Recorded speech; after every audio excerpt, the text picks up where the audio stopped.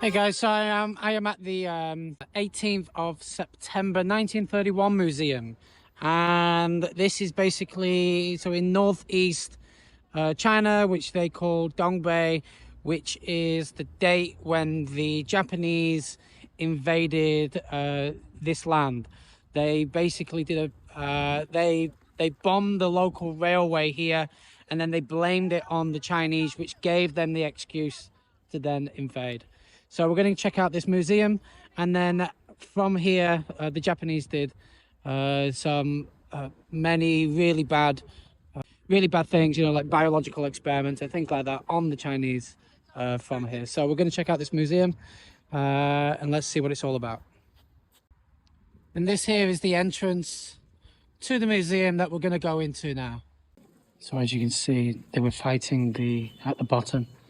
They were fighting the Japanese for 14 years to try and get the Japanese invaders out of this land. And so, although this is before 1931, you can see the Japanese soldiers on the horses here coming into Shenyang. To show you some pictures. I'm not too sure what this is, but it looks like they're having a meeting of some sort, maybe some sort of negotiations. But you can see the army coming into this land, and then some of the very important buildings of this area within the Shenyang districts. And so this is where the train tracks that the Japanese blew up in order to give them the excuse to invade. And so then after the bomb on the railway tracks, they then raided the Chinese like army barracks, army locations in this area. And then you can see some of the devastation that's caused with dead animals, all the destruction here. This was inside one of the barracks, you can see all the devastation that it's caused there. And then no doubt that they probably then took these tanks as well. And then you can see just a picture on the wall of what maybe that looked like with some of the fighting in this area. And these are the guns that they would have used during this time. And you can see here some of the uniform that the Japanese wore. The Japanese soldiers used and wore when they were invading. This is their equipment, which you can see on some of the pictures here. And when the Japanese invaded, this is what it approximately looked like across the flatlands of Shenyang. It's very rural, a lot of farmland. You can see all the Japanese. This is what it would have looked like crossing this country. And then you can see the Chinese here trying to fight them back, trying to hold off the invasion. But the Japanese were just too powerful. And so they're able to conquer and take over this land. And eventually then the Japanese, of course, they were too strong, too powerful, and they then occupied the land of Shenyang. You can zoom in here so you can see some of the pictures from the occupation, but also you can see this desk here. And this desk was used by the Japanese general when the Japanese conquered this land.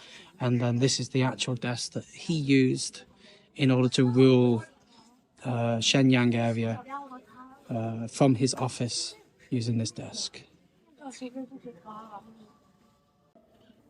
And so now, of course, this is a reconstruction of maybe what the local people, they needed to get out of the area. So you can see the clothes that they're wearing. You know, they then had to take refuge elsewhere. So they took whatever they could, and then they had to flee. So I'm guessing they headed west. That's my guess anyway.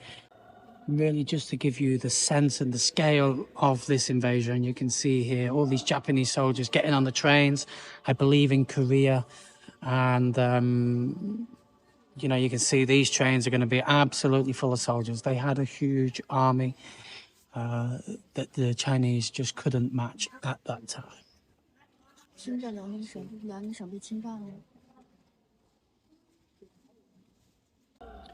And these were the type of weapons that the Japanese used during this invasion. And 4 months, 18 days. So in 4 months and 18 days, the whole of Dongbei, so the 3 provinces of northeast China, were conquered in just that amount of time. So 4 months, 18 days. And so then, in order to rule this land, the Japanese captured one of the Chinese emperors, and installed a puppet regime, so they can then have more power, more rule over this country, over this area of the land, Manchuria. And so now you can see the leaders behind me. These are the Japanese leaders, that took control of this area. These were the people that were making really the decisions behind everything that happened in this area. So, give you a quick look.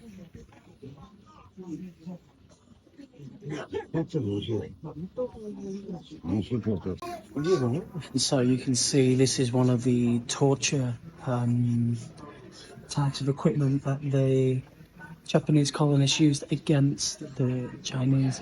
So you can see there's spikes on them there, and they would put the people in, and they would roll it in order for them to suffer. So you can see spikes inside the cage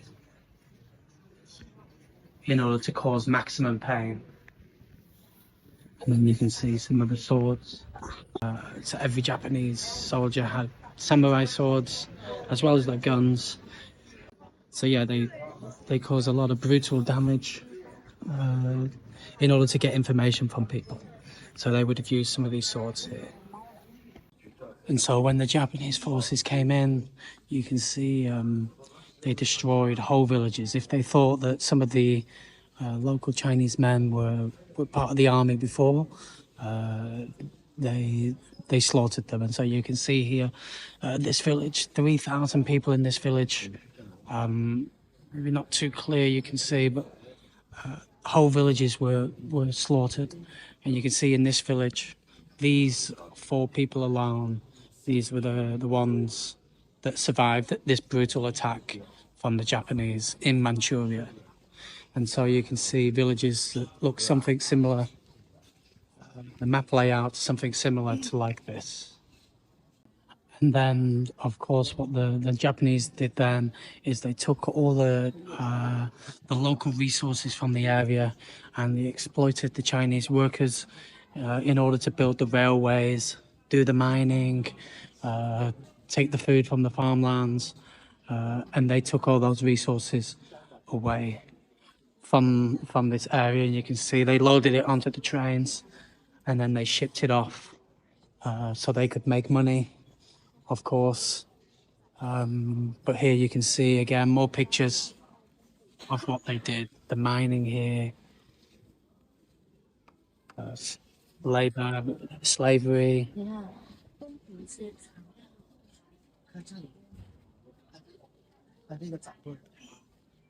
So there's a lot of history just in this area alone.